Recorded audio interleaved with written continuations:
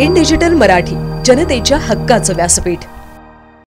भविष्यती असा शिवमंदिर art festival Ambernath, संगीत, चित्रकला आणि खाद्य संस्कृती यांचा अद्भुत मिलाप। प्रसिद्ध आंतरराष्ट्रीय कलाकारांची कलाकृती। दिनांक 29 फेब्रुवारी ते 3 मार्च। निमंत्रक माननीय डॉक्टर श्रीकांत एकनाथ शिंदे, खासदार कल्याण लोकसभा।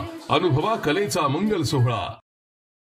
अंबरनाथ बदलापूर रोडवर झालेल्या एका इसमाच्या हत्येचा गुन्हा उघडकीस आणण्यात उल्हासनगर गुन्हे शाखेच्या पोलिसांना यश आले आहे।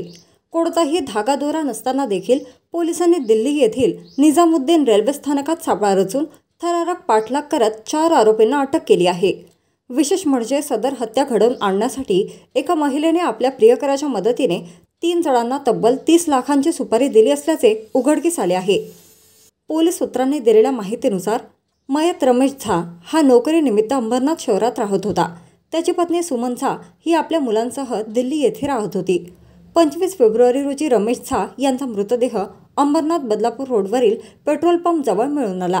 या घटनेची माहिती मिळताच अंबरनाथ पोलीस ठाण्याच्या पथकाने घटनास्थळी धाव घेत पंचनामा करत मृतदेह ताब्यात घेतला।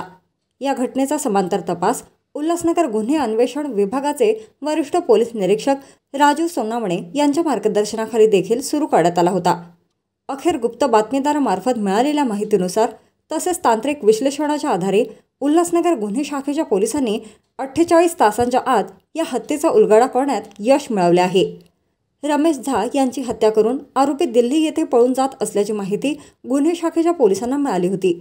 त्यानुसार ठाणे गुन्हे शाखेचे पोलीस उपायुक्त शिवराज पाटील, सहाय्यक पोलीस आयुक्त निलेश सोनावणे यांच्या मार्गदर्शनाखाली वरिष्ठ पोलीस निरीक्षक राजू सोनावणे, राजेंद्र थोरवे, गणेश गावडे, चंद्रकांत पाटील या पथकाने दिल्ली येथील निजामुद्दीन रेल्वे स्थानकात फिल्मी स्टाईल सापळा रचून थरारक पाठलाग करत 4 आरोपींच्या मुसक्या आवळल्या आहेत।